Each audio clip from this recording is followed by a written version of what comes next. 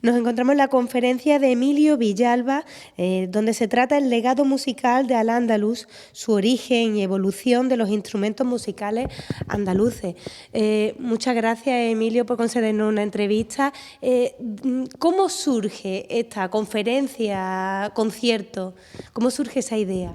En primer lugar, gracias a vosotros por la invitación, y la idea surge por una vocación particular de mantener el patrimonio inmaterial andaluz, en este caso el del arte de la música, y su difusión para que pueda ser conocido por todo el público, incluso el infantil, ¿no? Teniendo en cuenta que en su currículum escolar estos temas se dan muy poquito. Cuando se dan, pues qué mejor forma de que puedan venir a un concierto, descubrir los instrumentos que se tocaban, toda la ciencia derivada de este arte, esta evolución musical. Son muchos años de historia, ¿no? Desde la Baja Edad Media hasta el Renacimiento, y poder entender qué música se hacía, por qué se hacía, en qué contextos, y darle una visión un poquito global para que puedan disfrutar de un arte musical que formó parte de la tierra en la que habitan, de sus pueblos, sus calles andaluzas, y que era parte de la herencia cultural de la que todos debemos de disfrutar y salvaguardar. No solo jóvenes, supongo que también toda la sociedad, ¿no? Debe ser consciente de dónde venimos, ese recorrido, para saber hasta dónde llegamos. Efectivamente, esta conferencia, concierto, está dirigida a todo el público. Esta mañana ha sido aquí para el alumnado, pero también han venido personas mayores que tenían libre la mañana, y realmente el contenido no se adapta ni a unos ni a otros, porque la historia es así, ¿no? Nosotros, cuando vamos a ver un castillo, no hay una parte del castillo para niños y una parte del castillo para adultos. Todo lo disfrutamos en su magnitud y en su esencia histórica. Lo mismo sucede con esta charla-concierto, que no es otra cosa que poner en bandeja este legado musical, que es muy disfrutable y que pensamos que es muy importante conocer y disfrutarlo y salvaguardarlo. Vemos un montón de instrumentos, mayoritariamente de cuerda, ¿no? y de percusión. Todos ellos son réplicas, pero ¿esto lo hace un luthier especialmente para ti, o hay alguna empresa que se encargue de realizarla? Sí, actualmente son instrumentos hechos a mano por artesanos especialistas en estos campos, porque no se conservan piezas originales, sí se conservan representaciones en pintura, en escultura. En el Museo de Córdoba tenemos un capitel fantástico donde se ven instrumentos, también unas figuritas donde tienen instrumentos de percusión, y a partir de esos rastros, de esas pistas, de esas ideas que se pueden recomponer, echamos mano de un artesano, de un luthier. Nos ponemos de acuerdo sobre las dimensiones, porque estamos hablando de objetos de la historia del arte que todavía las proporciones no son tan exactas como puede ser ya un arte posterior, ¿no? Y hay que sacar ese baremo de hacer un instrumento, una réplica que sea creíble de que podría ser así y a la vez funcional, ¿no? Si el instrumento no suena, finalmente no serviría como objeto histórico para contar la historia musical de Andalucía, ¿no? Entonces hay que hacer ese baremo de conseguir un instrumento lo más fiel posible a como sería, pero que también suene, y que intentar sonar como lo harían los músicos de la época. Es un trabajo fascinante, de mucha artesanía, y que realmente creo que no están pagadas las horas que se echa con lo que tiene al final el coste del propio instrumento. Asisten a esta conferencia niños de primero y segundo de la ESO, de aquí del Instituto del Rubio, con inquietudes. Esperamos que alguno, ¿no?, que salte la chispa para seguir en esta línea de trabajo.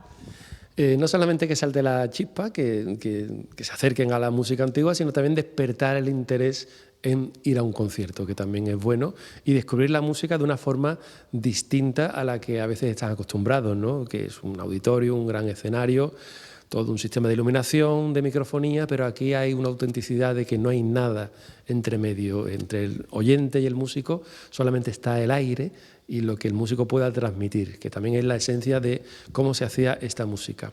Por lo tanto, una experiencia vivida para que la disfruten de una forma distinta, y se trata también de sensibilizar un poquito, de que estén atentos a la escucha, a las explicaciones, que se acordarán de la media a la mitad, porque también son muchos datos, se habla de historia, se habla de música, pero algo se les queda, y sobre todo que atiendan a unas músicas distintas pero que sin embargo tienen mucha fuerza, porque algunas son melancólicas, algunas son divertidas y al final no distan tanto de la música que se elabora en la actualidad. Por lo tanto, un acercamiento a otra forma de ver la música, a escuchar otras músicas, ya conocer el arte del ocio de la música o también de aprender a tocar un instrumento.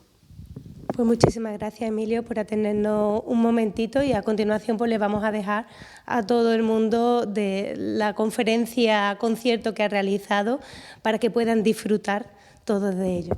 Gracias a vosotros y espero que los alumnos disfruten y todo el pueblo del Rubio desde sus casas también de este legado musical, y que volvamos a vernos muy pronto. Vamos a hablar de un momento de nuestra historia de la música donde no existía esa diferencia entre escenario y público, aunque hoy aquí sí exista por las condiciones del lugar. Pero os voy a pedir un poquito de imaginación, porque en la época que vamos a hablar, que es una breve historia de nuestra música andaluza, que arranca en Al-Ándalus, hay que imaginarse otros espacios como los patios de vecinos, salones de palacio, sinagogas, mezquitas, iglesias, toda una serie de espacios sonoros donde los músicos, ayudados de instrumentos como estos, fueron creando un arte musical que sin esa expresión, sin esa evolución, no existiría la música tal y como la conocemos en la actualidad. Vamos a empezar el viaje con el instrumento que quizás nos resulta más conocido por su forma, el instrumento andaluz por excelencia, la guitarra, solo que todavía no va a ser la guitarra tal como la conocemos en la actualidad, sino el punto final de este viaje de Al-Ándalus que comenzamos ahora.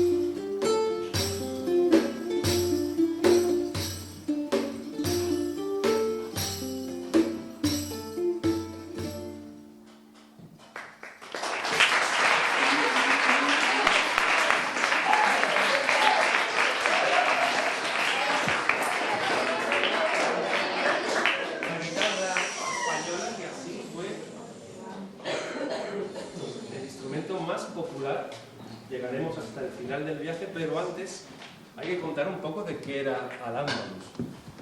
Al-Ándalus es como se le llamaba Andalucía hace un montón de tiempo, pero las fronteras fueron cambiando con el paso del tiempo. Estamos muy acostumbrados a esas líneas imaginarias que dividen ciudades, que dividen provincias, pero la historia es un continuo vaivén de fuerzas que van cogiendo territorios, bien por la fuerza o bien por la intelectualidad. El caso de Al-Ándalus es muy interesante. Algunos historiadores hablan de ella como la cuna de la civilización europea, porque a través de sus fronteras en el Mediterráneo iban entrando todas las ideas desde Oriente a Occidente y viceversa. Hay que imaginar el mar no como una frontera, sino como un camino donde las personas viajaban de aquí para allá, llevando instrumentos como estos, las melodías y toda innovación técnica, toda nueva idea o todo arte nuevo. Vamos ahora a navegar por estas aguas del Mediterráneo para descubrir esos primeros amaneceres de Al-Ándalus.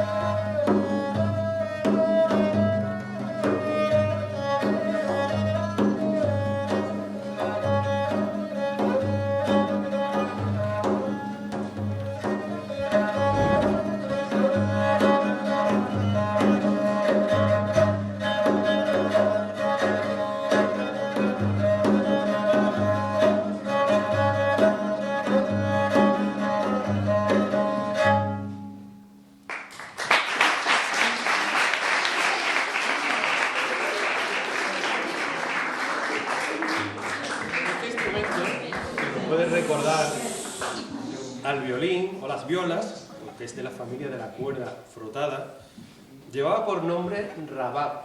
Los nombres en los instrumentos van cambiando también con el paso del tiempo, al igual que va cambiando el idioma. Estamos comenzando en una etapa de nuestra historia donde todavía se hablaba en latín, en griego, una especie de lengua romance que es una mezcla del antiguo idioma íbero con estas lenguas que venían por el Mediterráneo, y por supuesto también va a entrar la lengua árabe. El árabe en aquella época, andalusí, podría ser el equivalente a saber hablar inglés hoy en día. Si querías comunicarte con un mercader de Venecia, con un mercader de Egipto, de Túnez, tenías que expresarte en árabe, al igual que la moneda, también estaban escritas por un lado en latín y en otro en árabe, para que imaginemos que la sociedad en aquel momento ya empezaba a ser sofisticada. Toda sociedad sofisticada va a tener las artes evolucionadas. Es un reflejo de la intelectualidad humana el desarrollo de las artes y de la música. Es por eso que en Al-Ándalus van a desarrollarse instrumentos como el rabá, cuyo origen viene de lo que está construido el arco, porque se construía con rabo de burro, es decir, los pelos estaban hechos con rabo de burro y no de burra, por algo también interesante. En toda ciencia tecnológica, la experimentación provoca el desarrollo. ¿Sabéis por qué esto era rabo de burro y no de burra? Porque el de burro era más grueso. A ver qué ideas se me ocurren por aquí. Porque el de burro es más grueso. Muy bien, esa es la contestación correcta. Porque el de burro es más bueno. ¿Sabes por qué? Porque la burra orina hacia atrás y mancha el pelo, y el burro orina hacia adelante sin manchar el pelo. La orina provoca que se desgaste y se debilite. Y la fuerza que hay que imprimir al tocar la cuerda es bastante grande, con lo cual un pelo debilitado provocaría que se rompiera y no serviría. En ese ir y venir de ideas se copiaba algo donde estaba ya el saber, los libros. Esta es una página ampliada de un libro que se conserva en la biblioteca del Escorial. ¿Habéis estado en el Escorial?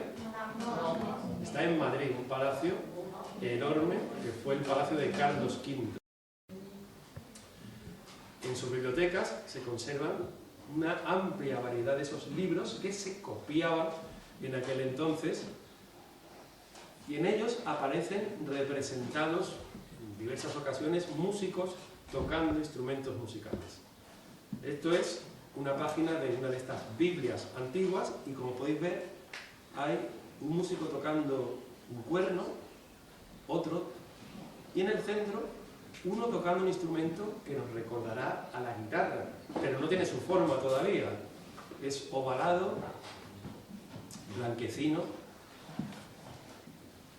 Para saber qué instrumento se trata, teníamos que seguir investigando los personajes andalusíes. Un tal Al-Farabi, que es uno de los primeros científicos, músicos de Al-Ándalus, describe que eran las guitarras que se tocaban en la España medieval, es decir, en Al-Ándalus. Gracias a esas pinturas, nosotros, también con un poquito de imaginación, naturalmente, podemos reconstruirlas y devolverlas a la vida.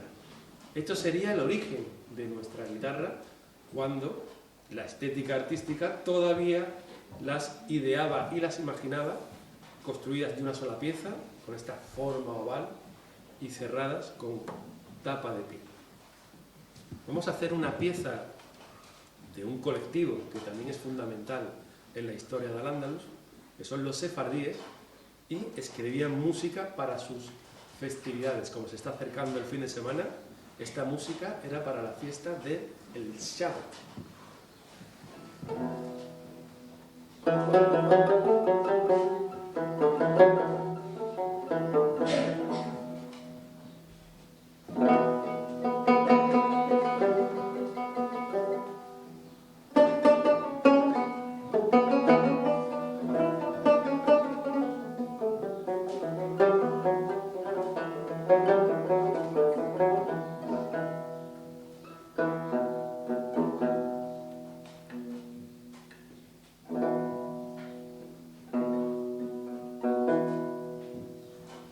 En aquel entonces también había que afinar los instrumentos, ¿no?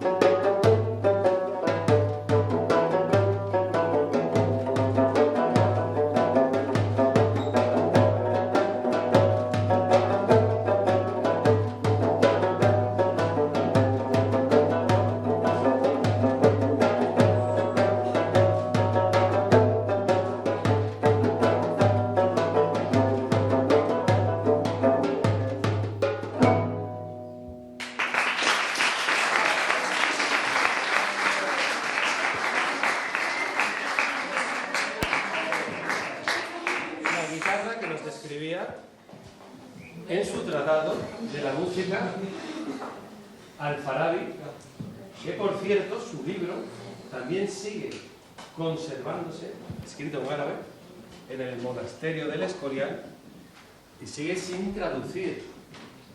Que alguno, cuando sigáis estudiando, os metéis en la universidad en filología árabe, hay mucha gente que estudia árabe en España porque es una buena salida laboral, porque España tiene muchos trabajos con los países árabes y necesita traductores y gente, sobre todo, que interprete los contratos laborales. Por lo tanto, estudiar árabe es algo interesante y quizá a alguien se le antoje traducir este libro de Al-Farabi, porque todavía hay muchos secretos de nuestra historia musical guardados en esas páginas. Como secretos tenía el personaje del que hablamos a continuación, del cual no se sabe si existió realmente. Cuando estudiamos historia antigua, solamente podemos conocer los relatos de las personas a través de lo que queda escrito sobre ellas, pero hay que dudar a veces de la veracidad de esos escritos, sobre todo cuando no aparecen registros como el año de nacimiento en un documento escrito, o no ha aparecido su tumba, o nadie sabe dónde fue enterrado.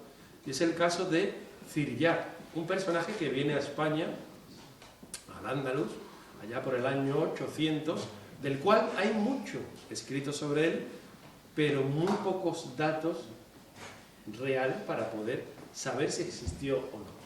De todas formas, como cualquier leyenda, una vez que se habla de algo, seguramente tendría parte de realidad.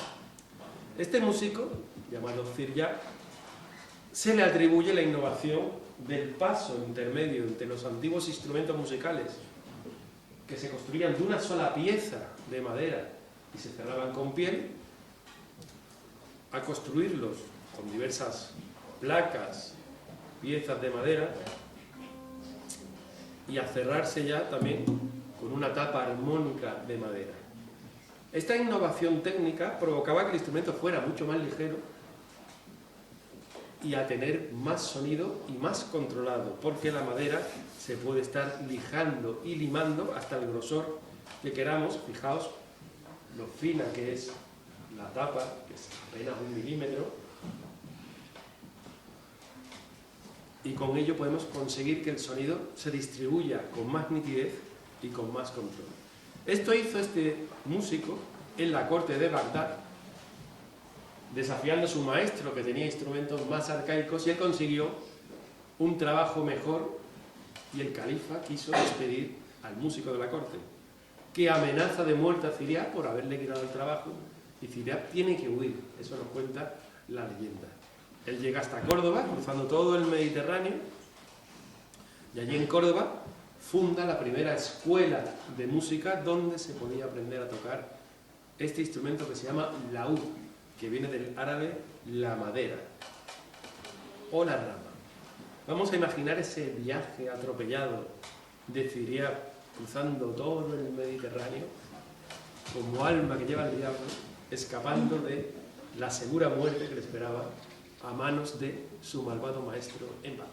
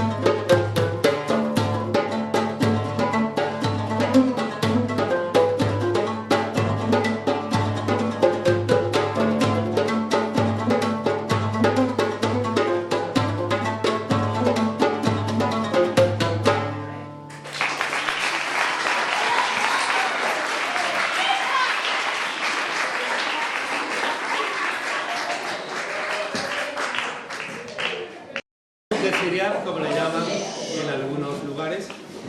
Instrumento que se podía aprender efectivamente en Córdoba, solo que ofrece una dificultad notable a la hora de estudiar música. Porque nosotros realmente estamos muy acostumbrados a las notas musicales, ¿verdad? Si yo digo que imaginéis la escala de do, re, mi, fa, sol, la, si, do, seguramente lo tenéis, ¿verdad? Do, re, mi... Eso no siempre existió así. Ahora estamos muy acostumbrados a que todas las cosas se conocen o se saben, pero todas ellas son fruto de, como decía al principio, el avance, el conocimiento, el fluir de ideas. Cuando un alumno quería aprender música, en Al-Ándalus lo tenía francamente mal, porque este instrumento árabe es muy difícil. Si os fijáis, no hay una sola indicación en esta pieza de aquí que se llama mástil o diapasón, y buscar las notas musicales se puede convertir en un auténtico problema para el alumno, porque ¿dónde tengo que poner el dedo? ¿Aquí? ¿O lo pongo aquí? O también lo podría poner aquí. Entonces, si quiero organizar una melodía a partir de una sucesión de notas que conformen una escala, si no coloco bien los dedos, puede ser tan desastroso como esto.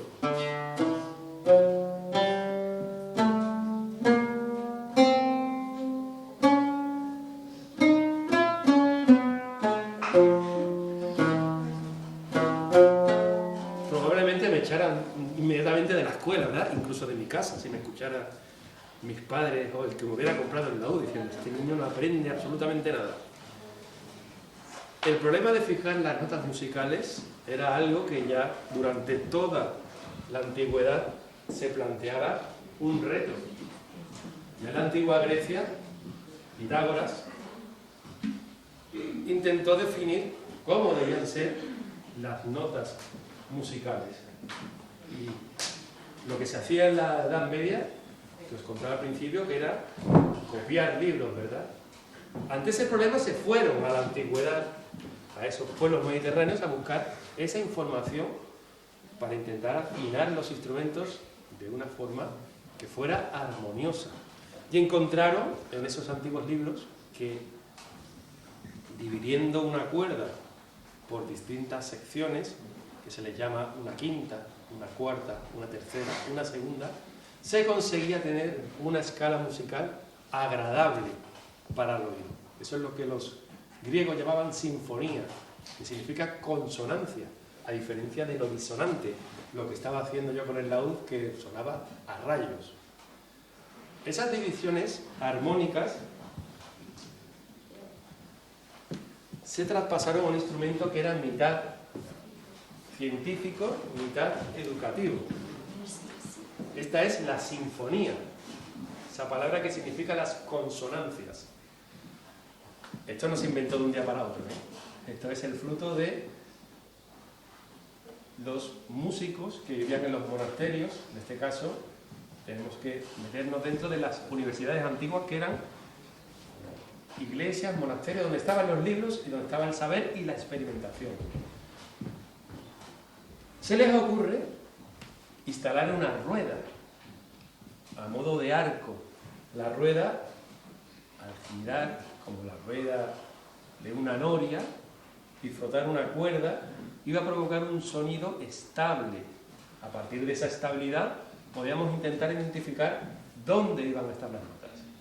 Una vez que se habían encontrado esas distancias entre notas que ya decían los antiguos, instalaron un sistema de llaves fijas que, levantándolas, ¿veis?, se cortaría la cuerda según el sitio exacto que decían estos antiguos tratados para dar ese sonido de la consonancia, de la armonía, lo que nos suena bien al oído.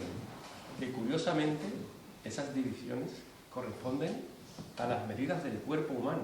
Cuando hablan de música, las notas de do, re, mi, fa, sol, la, si hasta el siguiente do sería la equivalencia de la medida del pie a la cabeza. La cintura es una quinta, un brazo es una tercera, la cabeza es una segunda. Por eso nos suena bien la música, porque tiene unas proporciones según las leyes del universo, para que veáis que por muy antiguos que fueran, eran más listos todavía que nosotros. Pues en los monasterios, cuando querían estudiar la música, había un alumno, un novicio, en este caso Sara Marina va a ser la aprendiz de música. Primero vamos a afinar el instrumento, girando la manivela.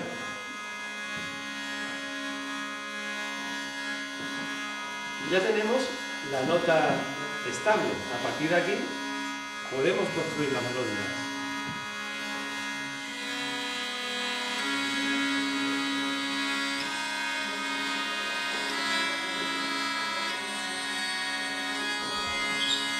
Si os fijáis, no tengo más que levantar una llave para encontrar la nota perfectamente afinada.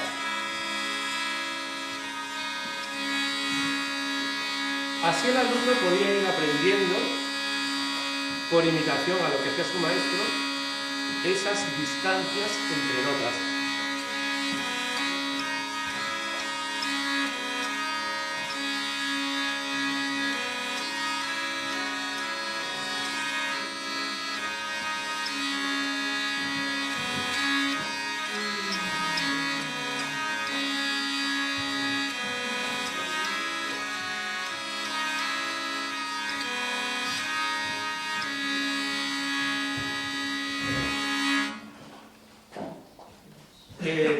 La sinfonía, mitad de instrumento musical, ciencia, instrumento para aprender música. Se fueron haciendo con el paso del tiempo más pequeñitos y aparece también en esta época medieval el paso siguiente. Algo que pensaban que era complicadísimo tocar una sola persona, que era girar la manivela y otra accionar, se dan cuenta que uno solo es capaz de tocarlo. Este instrumento va a tener una especial importancia funcional, para que veáis, exactamente igual que la antigua sinfonía. La palabra va a cambiar en castellano y se va a llamar zanfoña. De sinfonía es lo que nos pasa cuando vamos a otro pueblo que cecean o sesean y hablan distinto y nos dicen una palabra y pensamos que es otra. Y nosotros ahora en nuestro pueblo la repetimos según nuestra forma de vocalizar. Esto sucede con este instrumento, que empezaron a escuchar sanfonía, sinfonía, zanfonía, hasta que uno que cecearía diría zanfona. Pues ese instrumento va a ser fundamental en nuestra historia musical porque estaba en manos de músicos callejeros que, tocando de pueblo en pueblo, fueron transmitiendo la música de un lugar a otro y se iba memorizando. Ahora estamos muy acostumbrados a escribir y a leer. En aquella época el papel era muy caro y el acceso a los estudios muy complicado. Solo la gente con mucho dinero podía mandar a sus hijos a las escuelas. Somos muy afortunados en la actualidad de tener acceso al conocimiento, porque eso nos hará desarrollarnos en nuestras vidas. Pues estas personas aprendían todo de memoria y la música se fue transmitiendo durante muchos siglos de memoria. Así que os voy a pedir un gran esfuerzo para que recordéis la danza que vamos a tocar con la zanfona, por si queréis canturrearla luego, o quizás si alguno estudia música, pueda intentar. ¿Alguien de aquí estudia música, toca algún instrumento? Pues prestad atención a ver si eres capaz luego de recordar la melodía y tocarla en tu instrumento, que es Flauta travesera. flauta travesera, muy complicado. Yo no sé tocar nada de viento. Pues esta es una danza aproximadamente de los siglos XIV, XV, XVI, no se sabe muy bien, y que todavía se sigue interpretando en el norte de España y en el sur de Francia.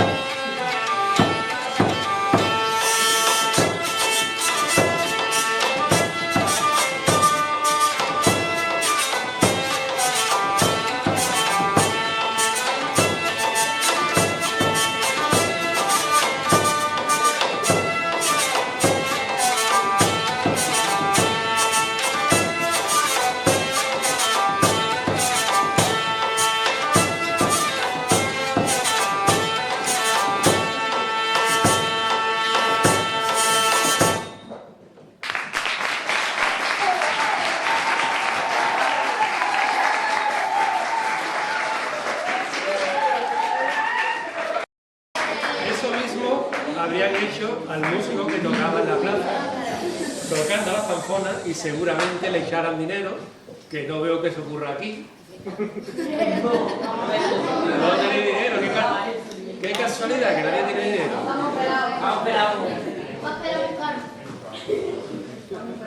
Seguramente ese músico callejero también se quejaría de que la gente no estaban ahorrando para Navidades, ¿no? Ahí la dado, ahí la dado. A ver qué regalitos se compran. Correctamente.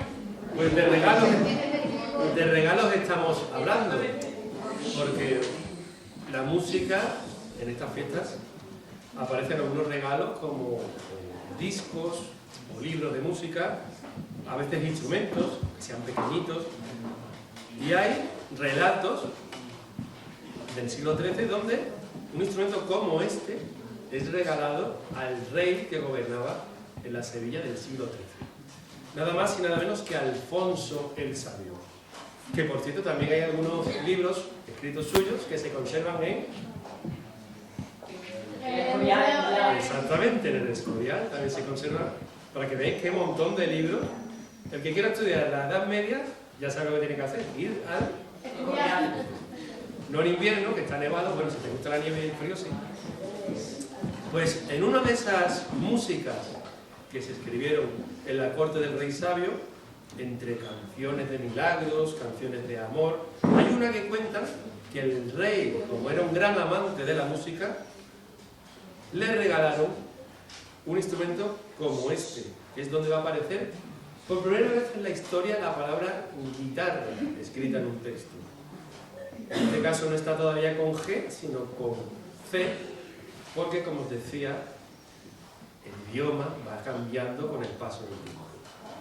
En el texto se habla de que el instrumento, junto con otros tesoros, piedras preciosas, sedas, venían muy bien trabajadas, porque los instrumentos eran auténticas joyas, auténticos objetos de lujo, obras de arte para hacer más arte. Viendo de los materiales que están hechos, ¿sois vosotros capaces de identificar las maderas, las reconstrucciones que están hechas exactamente con los mismos materiales que tenían a la mano en aquel entonces? A ver, vosotros que estáis cerca de unas plantaciones que dan aceitunas, esta madera es de... Olivo. Muy bien. El olivo es una madera muy dura, muy fuerte, y se usa para una parte del instrumento que necesita soportar la presión de las cuerdas y de los dedos. No todas las maderas sirven para hacer las mismas partes del instrumento. El cuerpo tiene que estar hecho de maderas rígidas para que no se parta, al igual que la parte de las clavijas y el diapasón. Y la tapa tiene que ser una madera más flexible. ¿Sabéis qué material es este? Que no es madera. Piel, pero ¿de qué animal? Es un poco... Ahí la digo. Es piel de vaca. La piel de vaca es bastante gruesa, suele ser muy limpia cuando se le quita el pelo, pero tiene un problema de que absorbe mucho la humedad y en días de lluvia, de frío, el instrumento se desafina. Por eso se acabó por reemplazar la piel de vaca por la tapa de madera. ¿Sabéis qué tipo de madera es esta? De viga. De viga. La viga es un objeto de madera, no una madera. Por ahí lo han dicho, es pino, pino abeto. El pino es una madera, es un árbol, mejor dicho, que sufre mucho durante su crecimiento. Cuando hace buen tiempo, crece, y si cortamos una rebanada del pino, podemos ver eso que se llaman las vetas, los anillos de crecimiento del árbol, que conforme va creciendo va creando un anillo nuevo. Cuando crece es de color blanquecino y cuando se queda quieto es de color oscuro. En invierno se queda quieto, como hibernando, y no crece. Y esa madera se va comprimiendo y se queda muy dura. Cuando crece, hace una madera blanca que es muy blanda. Eso provoca que cuando se corta una tabla de pino, la madera es muy flexible, se puede casi doblar como una hoja de papel. Por lo tanto, lo hace muy útil para construir una tapa armónica, porque vosotros escucháis el sonido porque la tapa, esta parte del instrumento, empuja el aire que hay entre nosotros. La nota está afinada en una nota musical, en una frecuencia. La tapa vibra cuando yo pulso la cuerda y mueve el aire a través de unas ondas sonoras que llegan al oído, y por eso escucháis la nota musical. Si el instrumento no tuviera una tapa, no se escucharía la música. Como dirían los hermanos más madera. ¿Qué madera es esta tan oscura? No está pintada de negro. Es una madera muy exótica.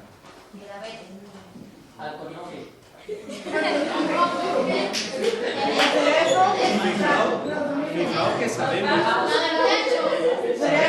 más nombres. Uy, casi. El nogal lo tenemos aquí. En esa pandereta, eso es madera de nogal, que tiene ese color marrón, pero no llega a ser negro. Esta madera negra, que también es difícil de encontrar, es ébano. La madera de ébano, que se usaba para los tableros de ajedrez.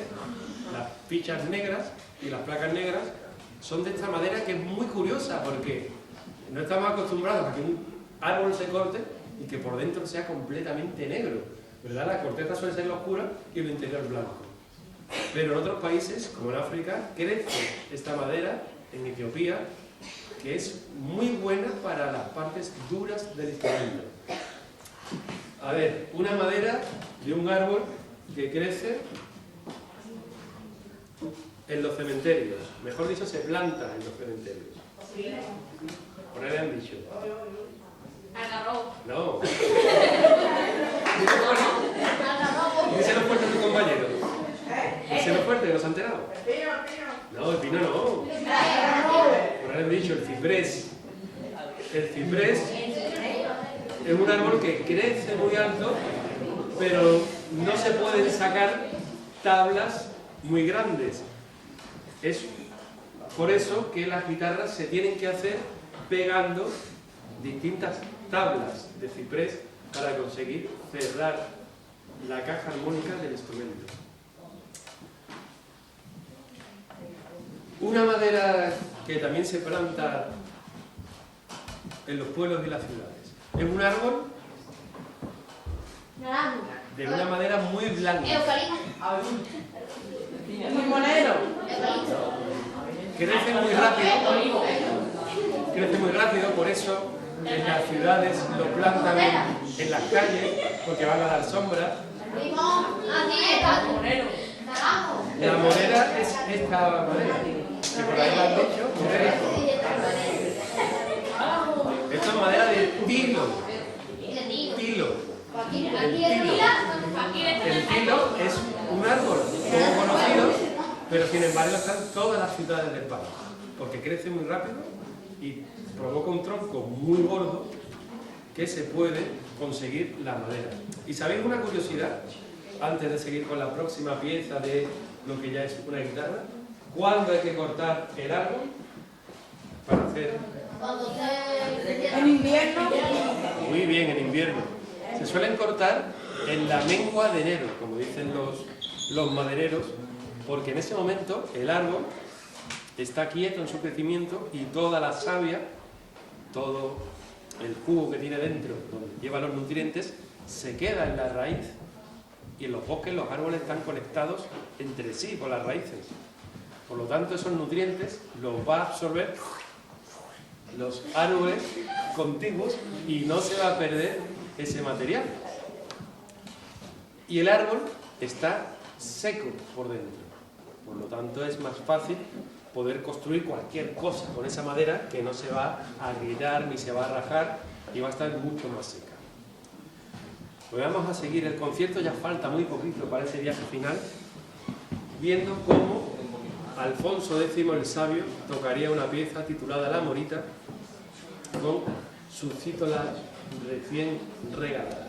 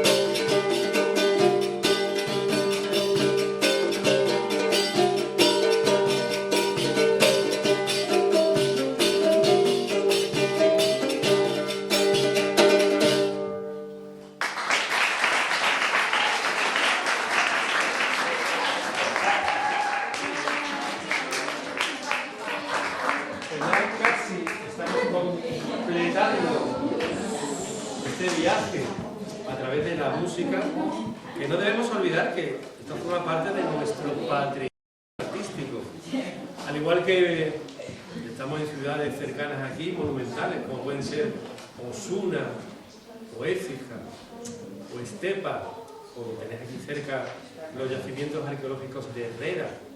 También está Gilena, que vivimos en una zona donde el desarrollo humano fue considerable y el arte más. Pues la música también forma parte de ese momento histórico del cual tenemos que estar orgullosísimos de ser andaluces y de lo que tenemos aquí, y que somos lo que somos gracias a todo ese torbellino cultural a través del paso de los siglos, y que provocó la construcción del instrumento más popular, yo diría que del universo conocido. Este instrumento que empezaba es la guitarra. Esto es todo el saber condensado de tantos años en un instrumento que a partir de entonces se va a hacer muy popular. Tan popular que se empiezan a escribir libros para aprender a tocar la guitarra. Empieza a haber competencia desleal, con lo cual se provoca que por primera vez en la historia haya que reglar de alguna forma la construcción o el oficio de los constructores de instrumentos.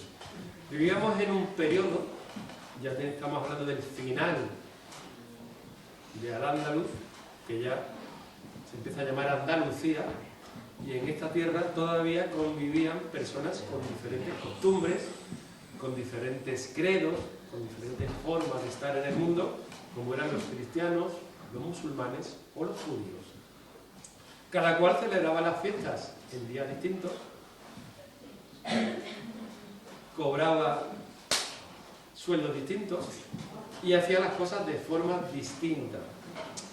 Esto provocaba las quejas entre los vecinos, porque imaginaos que hay en un pueblo, imaginaos aquí en el Rubio, siglo XVI, que hubiera 3 talleres de construcción de guitarras. Porque la guitarra ya todo el mundo quería aprenderla, y al haber demanda, había constructores fabricando. Entonces el cristiano tenía que pagar impuestos a la iglesia. Imaginaros que si vende una guitarra por 20 euros, tuviera que darle a la iglesia 5. El taller del musulmán vendía guitarras, pero pagaba impuestos a la mezquita. Imaginaros que por una guitarra de 10 euros, la mezquita solo le cobraba 2. Naturalmente estaba ganando más dinero que el cristiano.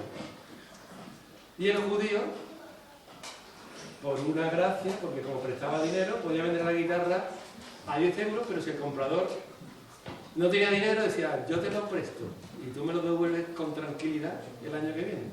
Pero la guitarra va a valer 30. Entonces ganaba 3 veces más que el cristiano, que el musulmán. Y eso no podía ser, porque todos se quejaban de todos. Además con las fiestas. Unos trabajaban el domingo y otros no, con lo cual podían correr y hacer más guitarras y vender más.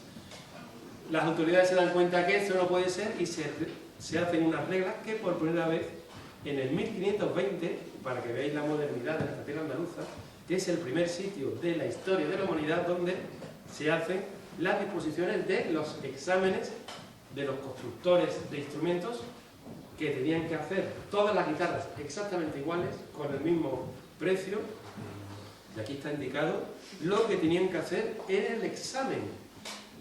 Imaginaros, hombre, evidentemente el examen duraría varios días, porque había que construir. El oficial violero tiene que saber hacer instrumentos de muchas artes. Conviene a saber, que es castellano antiguo, que sepa hacer un claviórgano, un órgano con clavijas, con teclado, un monacordio, que es otra especie de teclado, un laúd, ahí lo vemos en el centro, una vihuela de arco, que sería una guitarra pero tocada con arco, un arpa y otras vihuelas distintas con distintas piezas, que es como la vemos aquí. Y de entonces, si tú querías ser constructor, ya no valía hacer fullería y tenías que saber hacerlo de la forma totalmente reglada. Para que veáis también importante que no todo el mundo puede hacer lo que le venga en gana porque está haciéndole mal a otros. La evolución humana también es seguir unas reglas, unas normas, que son las que también van a tener los instrumentos musicales para que podamos tener la música. Toda la ciencia condensada de Al-Ándalus en un instrumento, el más popular de nuestra historia, la guitarra.